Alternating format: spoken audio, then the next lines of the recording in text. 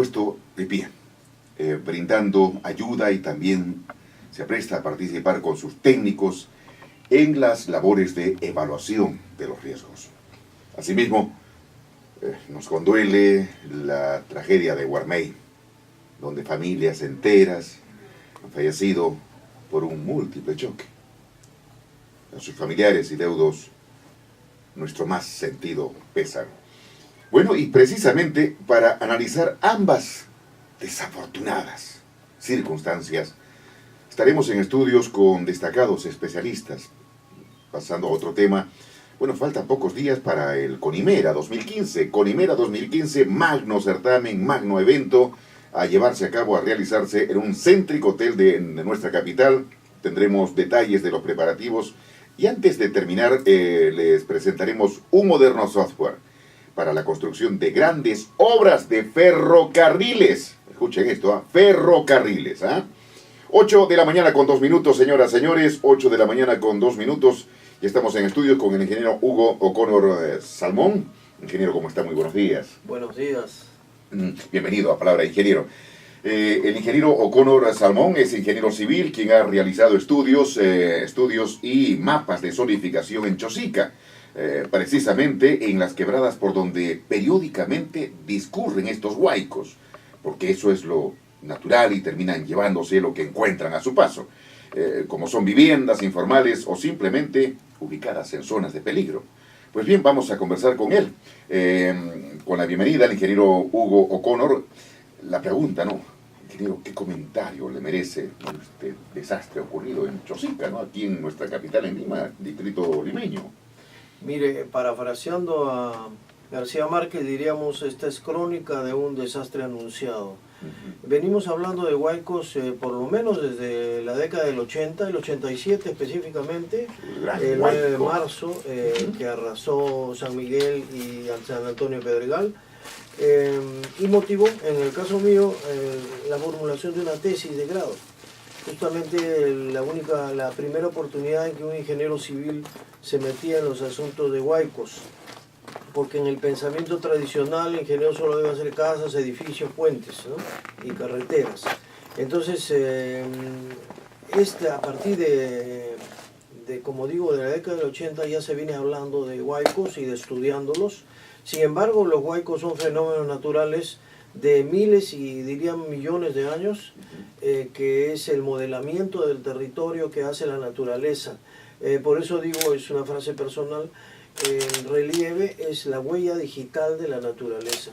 Nosotros, si vemos un mapa topográfico, vamos a ver, digamos, hondonadas, quebradas, valles, etcétera, y sabemos entonces a ciencia cierta por dónde va a ir el agua, en el caso de una lluvia, en el caso de una inundación. Entonces, realmente es muy sabido por parte del, digamos, del común de la gente, por dónde va el agua. El agua no puede derogar la ley de la gravedad. Entonces, si nosotros colocamos viviendas bajas cerca de fuentes de agua o quebradas, de todas maneras se va a producir estos fenómenos y nos van a hacer daño. Yo lo que quiero recalcar es que los desastres no son naturales. Los desastres son obra enteramente humana, porque los huaicos, como repito, van a seguir ocurriendo millones de años después de nosotros. Y eso es justamente, ingeniero O'Connor, lo que se está diciendo, son la furia de la naturaleza, manifestaciones naturales. Usted acaba de decir la palabra precisa, no son naturales, no. Estamos alterando, el ser humano está alterando a la naturaleza. Claro, y en la medida en que esto es repetitivo, diríamos, recordando a Albert Einstein, decía, si quieres que las cosas cambien, no hagas siempre lo mismo. Y esa es una frase muy simple, pero muy aleccionadora. Si nosotros queremos honrar la memoria de estas 8 víctimas, o 9, no sé si ya han llegado. Han pasado un poquito, creo que ya son algo de 10. Sí, porque hay desaparecidos. Honrar la memoria significa ahondar en las causas de por qué se repiten estos desastres, ¿no? Por la existencia de la vulnerabilidad, la existencia de obras en general del ser humano. Ayer estaba escuchando que cerca del 80% del sistema de agua y desagüe ha sido afectado por estos huaicos. Entonces no es solamente problema de reubicación de viviendas, es la pregunta que debemos hacer es ¿qué estamos haciendo los ingenieros para que las obras no sean sostenibles? Eso es justamente algo, ingeniero Connors,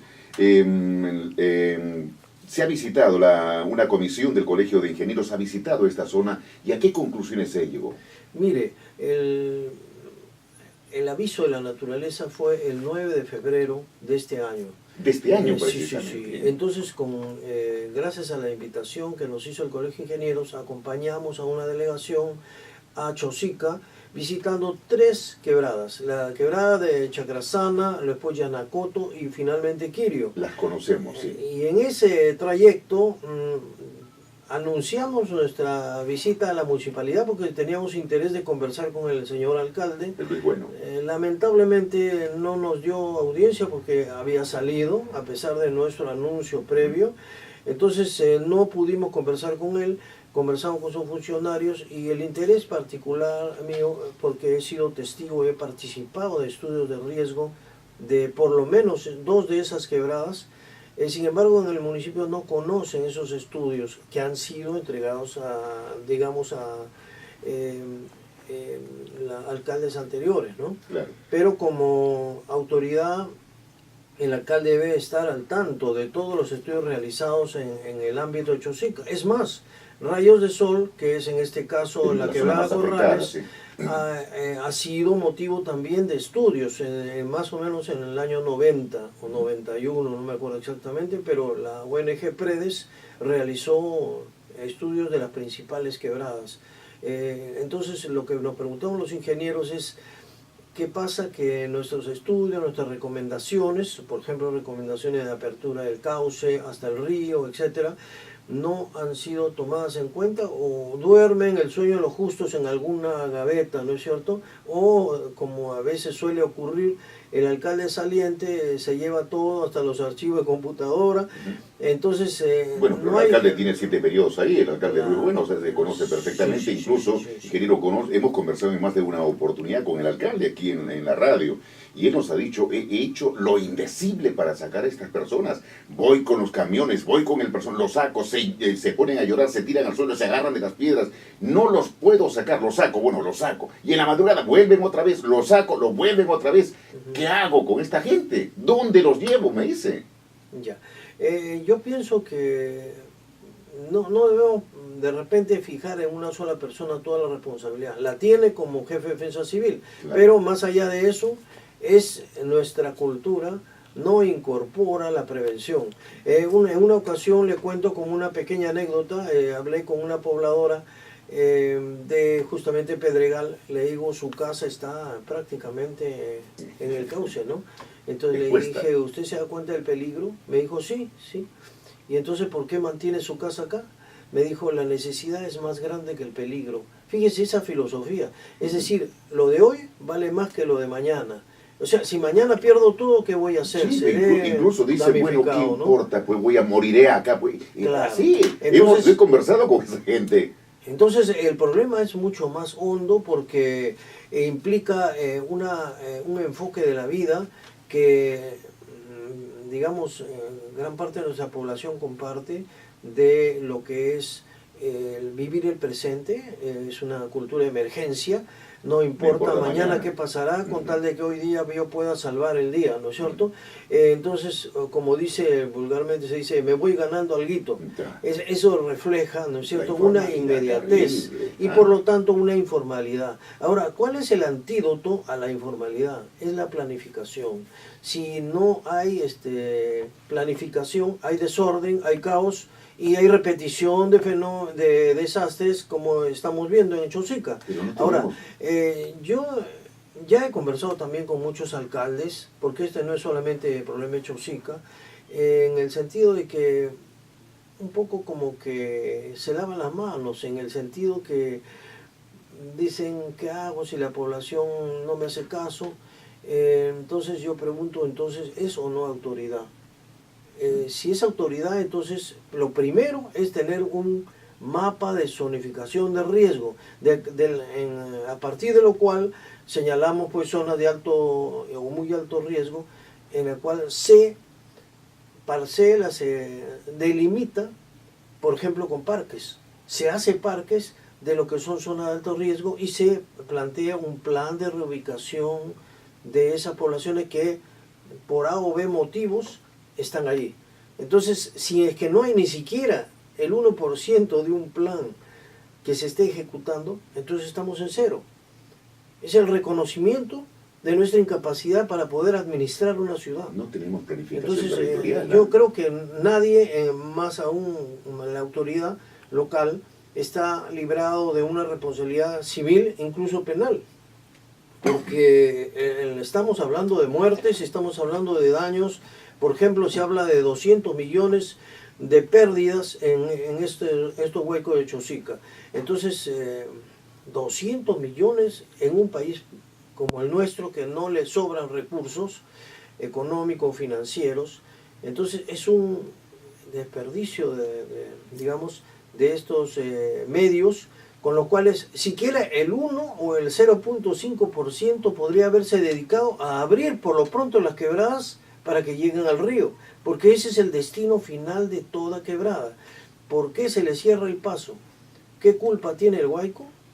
De arrasar De su con lo que furia, encuentra. como le dicen, de encontrarse pues con casas, obras, por ejemplo, puentes, tuberías, etcétera, que va a pasar por encima. Ahí el Guayco no va a preguntar si es propiedad privada o no. Claro, se dice que Chosica es totalmente aluvional, que es producto de los huaicos. Estas formas de especie de llanuras se han ido formando a lo largo de los años con la caída continua de huaicos, que todo el tiempo, y encima, ahora son las viviendas que se tienen actualmente, ¿no? Mire, señor Llamosa, yo creo que hay que ser muy observadores, sobre todo los ingenieros tenemos esa responsabilidad de ser observadores.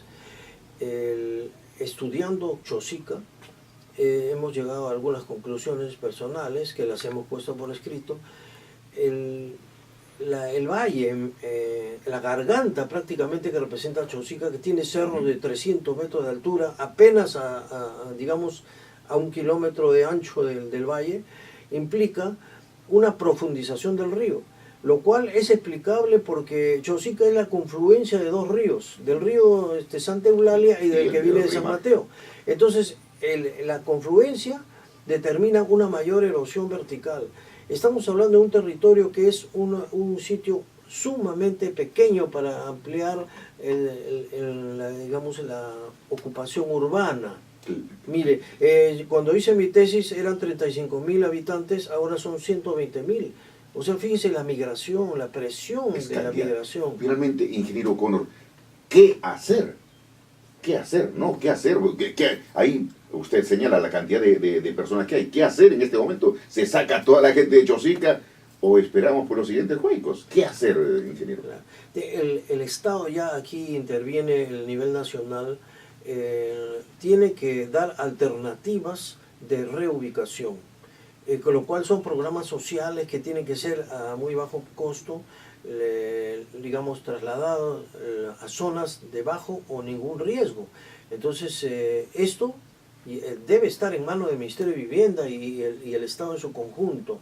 Tiene que dar alternativa de reubicación.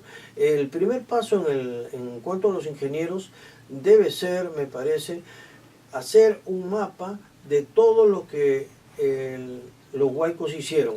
Y esos entonces ya están marcados por la naturaleza, no debe volver a ponerse ahí, no se metan ahí. Un solo ladrillo sobre esa zona. Indudablemente. Dedicarlo a, digamos, a áreas recreativas. Ingeniero Hugo Connor, gracias por estar con nosotros esta mañana en Palabra de Ingeniero. Realmente conoce bastante el tema. Y ojalá que escuchen a los expertos. No más muertes, no más destrucción, no más desgracias. Ingeniero Connor, gracias. Sí, por favor, adelante. Sí, en forma de despedida, agradeciéndole por supuesto a Radio San Borja, quisiera hacer mención de un nuevo pedregal que se está formando en la Quebrada California. Yo cuando estudié toda la zona en el año 88, no existía ni una sola casa en la parte alta e intermedia. En este momento hay 4 a 5 urbanizaciones, incluso caseta de venta de lotes, me consta, he tomado fotos de lo que es California, es un nuevo pedregal y vamos a lamentar si es que se le ocurre a la naturaleza llover. De alto riesgo. Hemos recorrido esa zona, ingeniero Connor, conocemos plenamente, sabemos del terrible riesgo que se encuentra esta zona de Chosica. Gracias, ingeniero Hugo Connor. A ustedes. Vamos a ir a una pausa, 8 de la mañana con 15 minutos, palabra de ingeniero. 18 minutos, señoras, señores, ingenieros, ingenieras, palabra de ingeniero a través de las ondas de Radio San Borja en los 91.1 de la frecuencia modular y a través de la televisión del Consejo Departamental de Lima del Colegio de Ingenieros, www.rtvciplima.com. Bueno, a las 8 con 18 minutos nos acompaña ahora el ingeniero Rómulo Chinchay. También está y aparece en la pantalla el ingeniero Luis Moreno Figueroa. Con él vamos a conversar más adelante sobre Conimera 2015. Bien, conversamos con el ingeniero Rómulo Chinchay Romero, ingeniero geógrafo, especialista en planificación del transporte. Ingeniero Chinchay, ¿cómo está? Muy buenos días. Buenos días. El múltiple choque en Guarmey nos ha dejado consternados. Para la realidad es que cientos de personas mueren cada año por accidentes en carreteras en el Perú. Ingeniero Chinchay, ¿cuál es el diagnóstico o la lectura que hace usted de estos hechos? ¿Qué hacer para evitar tantos accidentes en las carreteras que están colapsadas por camiones cargados de múltiples productos? En primer lugar, expresar nuestra solidaridad a los familiares de las víctimas del accidente. Realmente las autoridades de más alto nivel deberían haber pedido dar el pésame y pedido perdón a esta población, ¿no? Mi enfoque va a un punto desde el punto de vista académico. ¿Qué hacer? Pues planificar el sistema de transporte. El sistema de transporte, el transporte corresponde a lo que se llama un sistema, a un sistema abierto. Hay dos sistemas en el mundo, un sistema cerrado y un sistema abierto. Un sistema cerrado, por ejemplo, es hágase la luz y usted prende la luz. Y si quiere apagarla, la apaga. Pero un sistema como el transporte es un sistema abierto. ¿Qué significa eso? Que algunos componentes pueden estar funcionando mal, pero el sistema sigue funcionando. Y eso es el sistema, así es nuestro sistema. Entonces, hay que para tratar de cerrarlo, hay que siempre estar ajustándolo a través de intervenciones de la ingeniería o a través de aspectos legales, de gestión, etc. Y yo creo que el problema del transporte, la responsabilidad del transporte, es exclusivamente responsabilidad del Estado.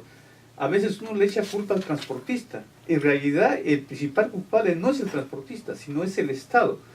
Porque el transporte es una de las actividades más reguladas en el mundo. En los países desarrollados, cualquiera no hace transporte.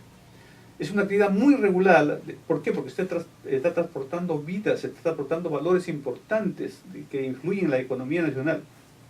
Por lo tanto, el Estado es el primer responsable de los accidentes de tránsito. Y una de las claves es fiscalización. Brasil, tenemos la experiencia brasilera, que también sucede accidentes, por supuesto, pero la fiscalización es muy fuerte. Tiene que invertir en fiscalización para que el sistema funcione. Ahora, ingeniero Rómulo Chinchay, en estos días se está hablando del tren insistentemente. Esto a propósito del bloqueo de la carretera central, que ya la carretera central ya está colapsada hace mucho tiempo. Tenemos las vías totalmente llenas de camiones de carga y hacen difícil la fácil circulación a lo largo y ancho de todo el territorio nacional. Se habla del tren. Ante esta situación del bloqueo, pues una mente brillante dijo, no, la solución es el tren del tren central para traer y ayudar a que por estos días, traer y llevar a las personas que están imposibilitadas de cruzar por el Huayco. ¿Es posible que teniendo la experiencia de otros países asiáticos, China, Japón, que ya usan el tren hace muchos años, Estados Unidos igual, que han logrado conectar diferentes ciudades y les ha permitido desarrollar la economía, no podamos aplicarlo en nuestro país? ¿El tren, ferrocarriles? Tal vez una restricción, digamos, de nuestro país respecto de Estados Unidos y China es la geografía, la topografía, nuestro relieve. Entonces, sabe que nuestro relieve es sumamente tiene muchos accidentes geográficos, tenemos la barrera de los Andes, entonces los costos de inversión son sumamente elevados. Pues el MTC hace un año o 2 años atrás convocó a un estudio para hacer el túnel trasandino. Es posible que ese proyecto con el tiempo se llegue a aplicar. Bueno, y la costa del Perú, Tumbes, Tacna, Lima y toda la zona sur y la zona norte, tenemos grandes desiertos planos en donde no hay que hacer túneles. Pues yo creo que con el tiempo habría que hacer un tren de alta velocidad. Los trenes bala. Aproximadamente, pero por el momento pienso que todavía la demanda no es suficiente para cubrir esos costos de inversión. O en todo caso, primero hay que hacer el estudio, digamos, para saber... Ya hay estudios, ingeniero Chincha, ya hay estudios, sino que simplemente... Bueno, yo pienso, y pensamos muchos, y aquí se ha dado una serie de discusiones en el sentido que la confluencia de intereses se da terriblemente. Hay grandes empresas de camiones que simplemente, grandes empresas de grifos que están a lo largo y ancho de toda la Panamericana, que digamos, dificultan, bueno, oye, me pone los trenes, me quiebra mi empresa. Efectivamente hay conflicto de intereses, o sea, el transporte aéreo ya me se vería afectado, por supuesto. No se utiliza el mar para transportar grandes cargas de sur a norte, de norte a sur. Esa es otra alternativa, por ejemplo, ¿no? Pero como te digo, todo depende de los estudios, de la factibilidad de la posibilidad. Pero no se está haciendo estudio, no hay ningún estudio al respecto, ingeniero. Bueno, usted dice que sí hay un estudio, he escuchado que había una iniciativa privada, pero que ha quedado sin efecto, ¿no? Tenemos información de que ya hay incluso partidas desde Asia, desde China, desde Japón, para aportar en la cooperación internacional para poder desarrollar estos proyectos.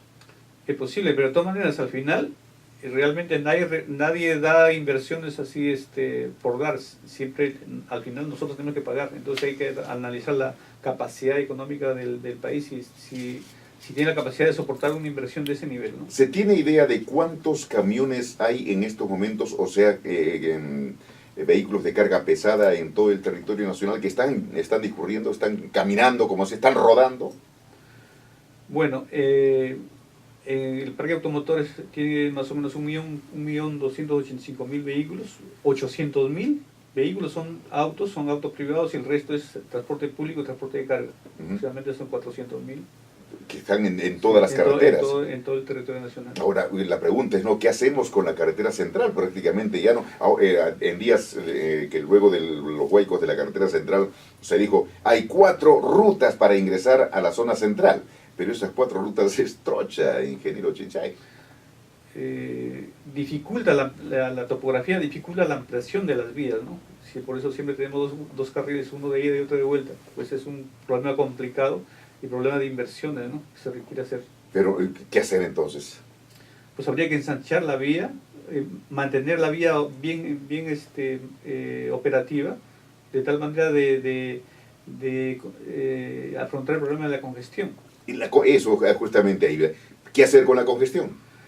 Otro aspecto para disminuir la congestión podría ser programar la salida de los vehículos. Esa es, ¿no? una buena alternativa. Por ejemplo, hacer un escalonamiento horario de los vehículos, porque todo el mundo sale a determinada hora.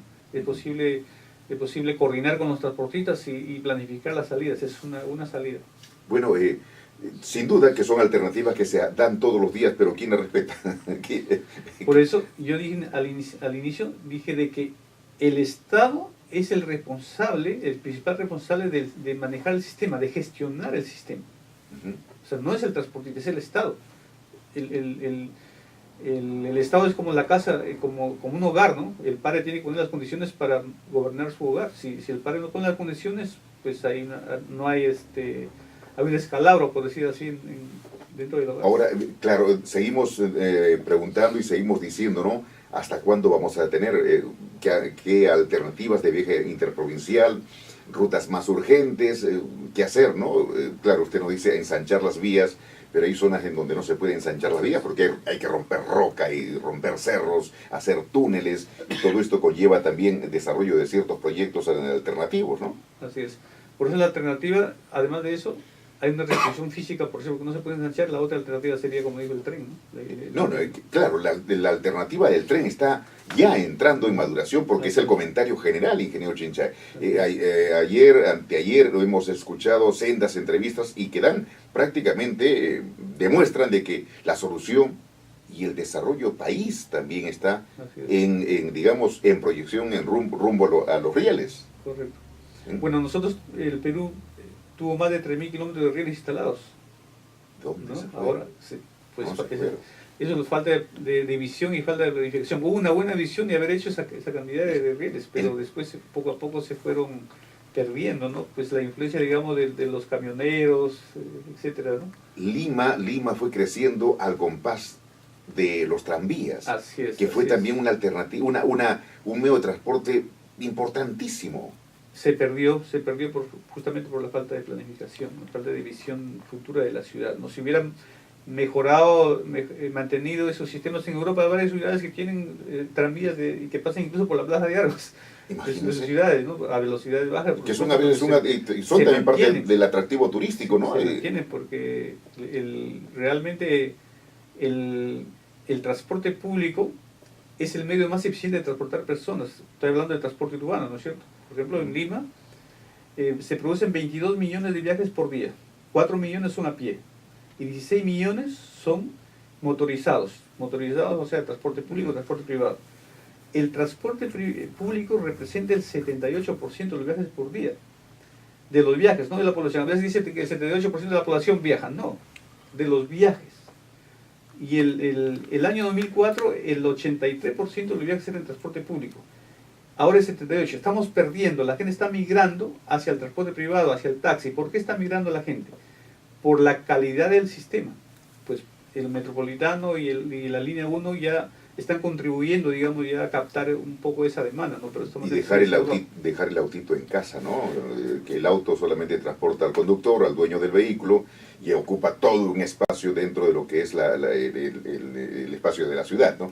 Para dejar el auto en casa, primero hay que crear las condiciones de dejar a la población, porque si usted, por ejemplo, a excepción del Metropolitano o el tren, si usted deja que la gente viaje en combi, con combis destartaladas, vehículos cobradores no muy bien higiénicos, etcétera, que te agreden, la gente no deja el auto en casa. Entonces, para que la gente deje el auto en casa, hay que crear las condiciones. Y crear las condiciones significa racionalizar el sistema de rutas. Tenemos demasiadas rutas, demasiados vehículos de baja capacidad. Entonces hay que racionalizar el sistema, hay que equilibrar la oferta y la demanda. En este momento la oferta es mucha y la demanda sigue siendo la misma. Entonces los ingresos se reparten entre demasiada gente y algunas empresas no cubren ni los costos operacionales o simplemente vegetan en el tiempo, y el que desaparece no son los vehículos, los que desaparecen son los dueños del vehículo, porque quiebran. Entonces el vehículo lo envasan a otro y el vehículo sigue operando. Ingeniero Rómulo Chenchay, gracias por estar con nosotros esta mañana a través de Palabra de Ingeniero. Muchas gracias. Encontremos solución para esta situación difícil del transporte, definitivamente. Pues estamos tratando, ya sea en la universidad, siempre explicando el fenómeno del transporte, ¿no? Estamos contribuyendo de cierta forma a que esto en el tiempo mejore, ¿no? Perfecto, gracias, ingeniero Rómulo Chenchay. Bien, esta es la hora, 8 de la mañana con 31 minutos.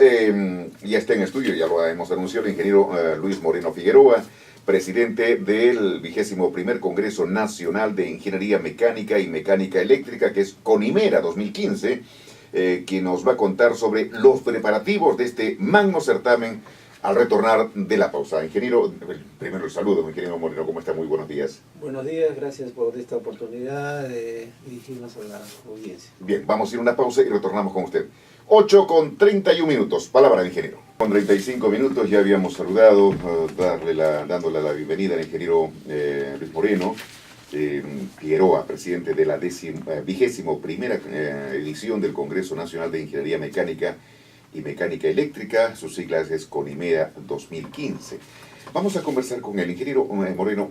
Estamos a poco más de 2 meses de este importantísimo evento, este Congreso CONIMERA, que por lo que se ha anunciado representará un despliegue de tecnología e innovación, tecnología de punta, sin duda. Cuéntenos, ingeniero. Muchas gracias por esta oportunidad. Efectivamente, el CONIMERA, que viene desarrollándose de inicio en la década de 70, es la versión 21, permite mostrar el estado de avance y el estado del arte del desarrollo de la ingeniería mecánica y mecánica eléctrica en el país. Si uno revisa las memorias de los trabajos y uno puede ver cómo la ingeniería ha ido evolucionando y de alguna manera cuando hablamos del desarrollo de la ingeniería nacional, uno puede leer la memoria de los trabajos de los colegas y puede ver cómo estos trabajos cada vez muestran avances tecnológicos y cómo esto se aplica en el país y cómo los ingenieros describen de forma resumida estas aplicaciones, porque lo que hacemos los ingenieros es aplicar la ingeniería, hacemos ingeniería aplicada, ¿no? Y también aprovechamos para mostrar en sendas conferencias punto de vista de colegas distinguidos. En esta oportunidad igual vamos a tener un programa muy bien ensamblado y afiatado de conferencias y también lo tradicional, la muestra de los trabajos técnicos de los colegas. Es importante, ingeniero Moreno, lo que es la investigación, la innovación. ¿Hay condiciones en nuestro país apropiadas para la innovación? Y yo creo, pregunta ociosa, ¿no? Yo sé lo que me va a contestar, pero ampliemos en este punto. Lógico. Primero quisiera decir que los colimeras siempre tienen un lema que engloba, de alguna manera causa el desarrollo para ordenarlo del evento, ¿no? En esta oportunidad el lema del CONIMERA es Perú, país de oportunidades. Y en relación, en parte con lo que dice, debemos señalar que, como lo dice el himno del Colegio de Ingenieros, los ingenieros somos constructores del país.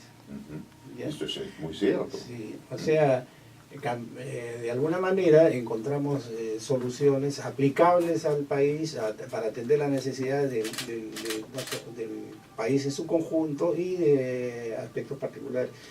Entonces, de todas maneras tenemos que encontrar soluciones y avanzar, eso lo hemos demostrado y quedan las evidencias de las grandes obras, si no, no viviéramos como estamos viviendo. Entonces, a pesar de las carencias, siempre encontramos soluciones innovadoras, siempre innovadoras. De las carencias, de las dificultades, de las tramitologías, de todo ello.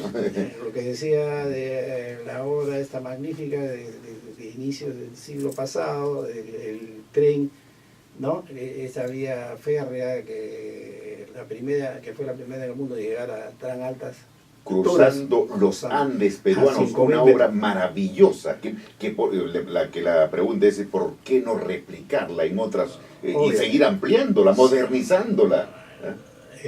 Grandes retos siempre los ingenieros hemos atendido, así como eso hay grandes obras de transmisión eléctrica, también en diferentes condiciones climáticas, y quería llevarlo pues al eje central, que es el tema de Perú, país de oportunidades, donde queremos con una visión de optimismo ir al tema central, que para construir se necesita pues implementar grandes obras y esto implica que se necesitan pues grandes proyectos de inversión.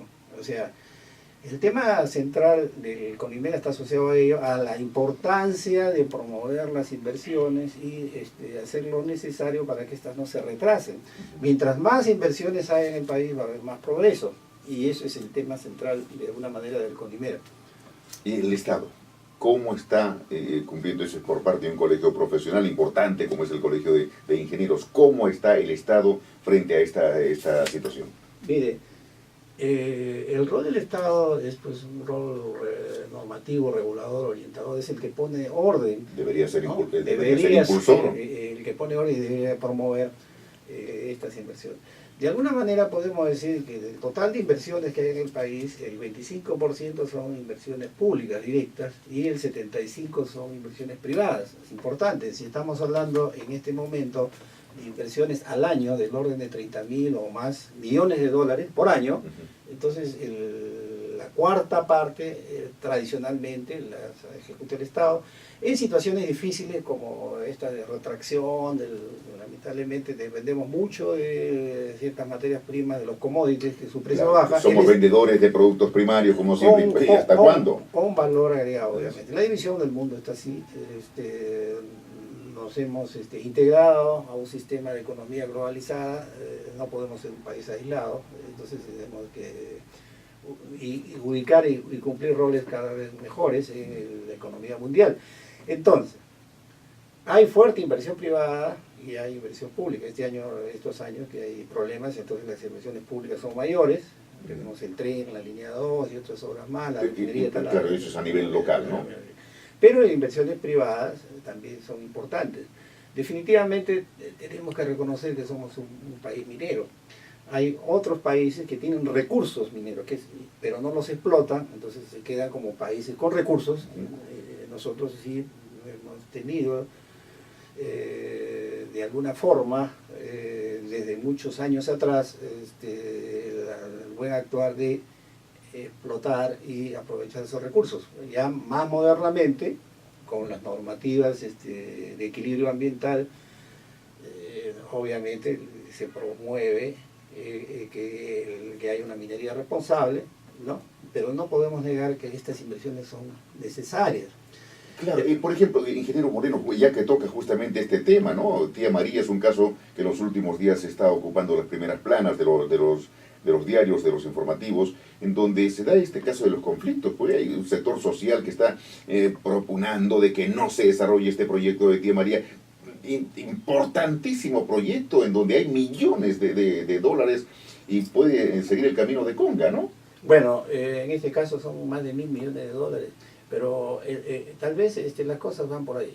Yo creo que, viendo desapasionadamente, nadie puede negar que las inversiones, particularmente mineras, implementadas responsablemente, son necesarias. El tema viene por quienes se benefician, redundando, de los beneficios de una explotación minera. Y de ahí viene la desconfianza. Cuando en un país como el nuestro hay mucha desconfianza, sobre todo porque tradicionalmente se promueven las inversiones, se comienzan a hacer las explotaciones de recursos y luego el beneficio va para unos cuantos y no para la mayoría. Entonces la gente con este historial, entonces hay de alguna manera, no digo que se justifica, pero se explica la oposición. Entonces, contra esto, ¿qué se puede hacer? Lo lógico sería ver cómo los beneficios de la explotación de recursos van para más. Se comparten.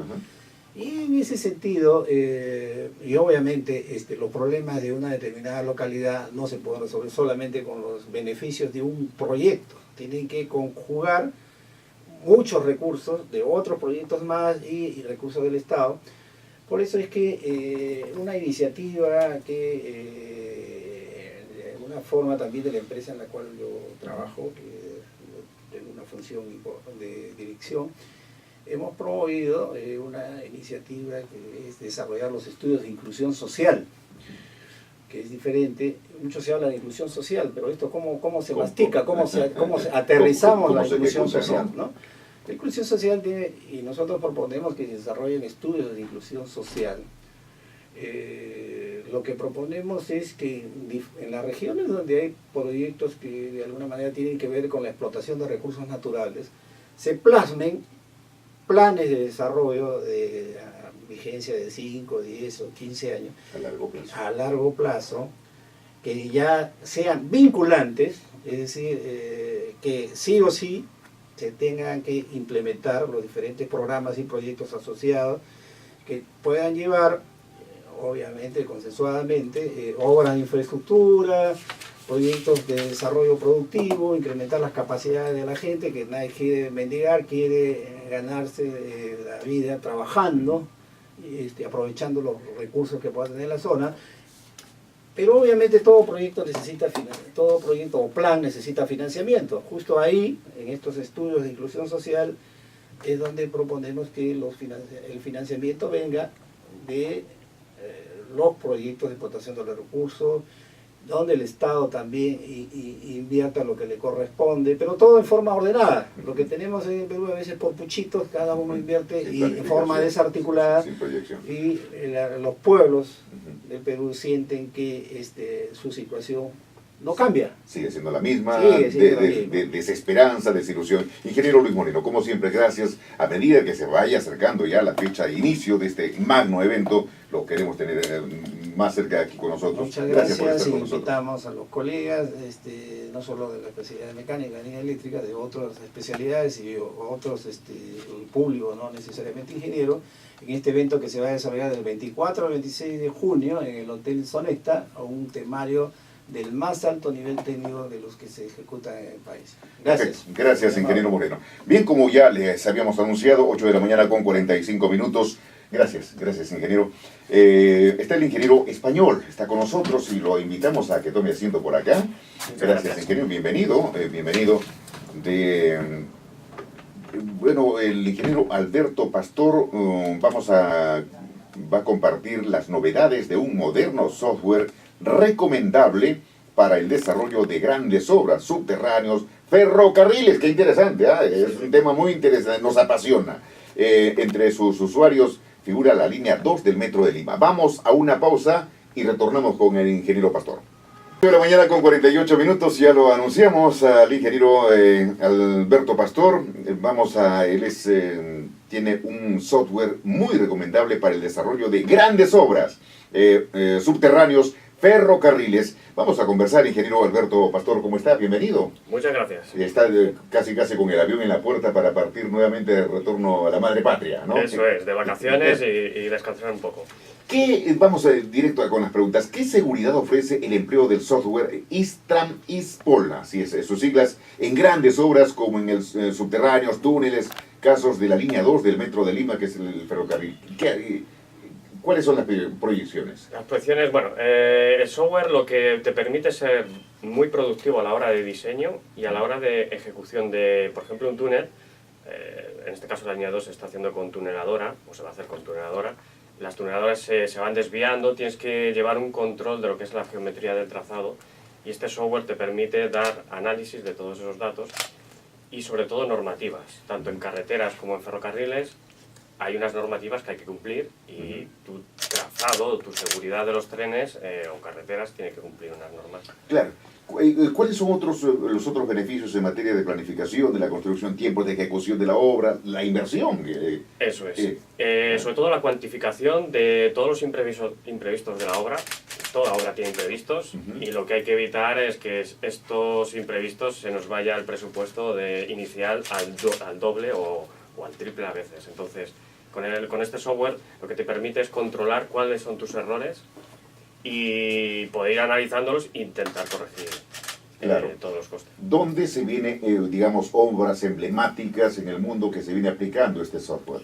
Bueno, son muchas. Voy a intentar resumir, por ejemplo... las más importantes. Las más importantes. Ahora mismo está en ejecución el tren de alta velocidad de Medina a la Meca. ¡Ah, qué bonito! Tren de alta velocidad, lo que necesitamos aquí, Tumbes, Lima, Tacna. Eso sería perfecto, eso es. Aparte de más ferrocarriles, que yo creo que conectar el interior del Perú, selva, sierra y con la costa, varios corredores.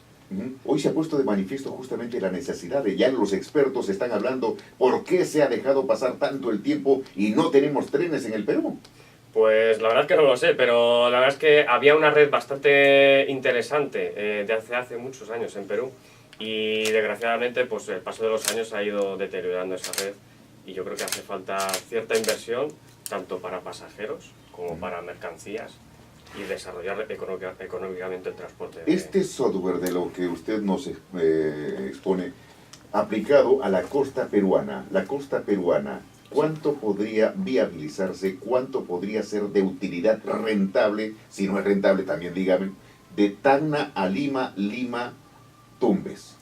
En tren, ferrocarriles. En tren. En principio yo creo que la costa es el lugar idóneo. Un poco, sí que tiene ciertos tramos complicados de acantilados en la costa, pero... Son pequeños. Son pequeños. Y, por ejemplo, ahora hay ciertos sistemas ya que se ha aprobado el tren de alta velocidad de Medina a la Meca, en desierto, hay zonas desérticas. Y el problema... El tren de alta velocidad. Eso es. Los trenes balas. Los trenes balas. Y hay ciertos problemas con la arena y el viento que va tapando lo que son las vías. Y se ha ido a unos sistemas que intentan que el viento con unas vallas vaya acumulando la arena en ciertos laterales de la vía y se vaya pudiendo dar más seguridad a lo que es porque es importante que a 300 km por hora esté bien segura la vía. En comparación, este software, comparación con el actual transporte que tenemos, nos imaginamos que ha tenido la oportunidad de ver y analizar el transporte en nuestro país, ¿no? Centrado mayormente en camiones de alta carga, de alto tonelaje y con la posibilidad de los trenes para nuestro país. Las alternativas, posibilidades, viabilidad y utilidad. Yo creo que la gran utilidad primero son las mercancías y luego los pasajeros. Transportar personas desde Lima, Trujillo hasta Chiclayo, esos son ciudades grandes y la verdad es que un corredor de 300 km por hora, por decir un ejemplo, estarías en 2 horas a lo mejor. No sé cuánto hay de distancia de Chiclayo a Lima. Tenemos algo más de 2.500 kilómetros de Tacna a Tumbes, indudablemente entre curvas y no sé cuánto, Sí. porque se extiende o se acorta la distancia, pero de aquí a Arequipa, de Lima a Arequipa son cerca de 1.000 kilómetros hasta Arequipa, y de Arequipa a Tacna pues algo más de unos 400 kilómetros más. Un tren bala, pues podríamos decir que sería Lima-Arequipa unas 3 horas. Unas 3 y media horas. ¡Qué fabuloso! Sí. ¡Qué fabuloso! Hoy, pues tomar un ómnibus interprovincial es de 10 a 12 horas, 14 horas, y si por ahí hay una detención por algún motivo, se pega 14 horas. La gente termina dolorida y con 3 horas de Lima a Arequipa. ¡Qué fabuloso! ¿Por qué no se haría? Su visión, la visión desde afuera, ¿por qué no se desarrolla esto? Bueno, en principio puede haber otros intereses también o lobbies o que podrían entorpecer ciertos aspectos de un ferrocarril. Pero bueno, también es una inversión cara y yo creo que lo que hace falta es voluntad, ver que eso es posible. Al decir cara, ¿es rentable o no es rentable para el Perú? Yo creo que es rentable, es rentable. Pero, Ciertas ciudades grandes es rentable. claro, pero eso también desplazaría. Bueno, pienso que le darían otro uso a los grandes camiones de carga, ¿no? Sí, bueno, es compatible. En Europa hay muchas redes de alta velocidad y gran transporte de carga por carretera y lo único que haces es fomentar más el transporte de mercancías y hacerlas más baratas. Este software del que usted nos habla, ingeniero Pastor, ¿de cuándo data? Y bueno, ¿y quiénes son sus creadores, no? Bueno, yo creo que data del año 1989. No sé cuántos años ya ha pasado de aquello.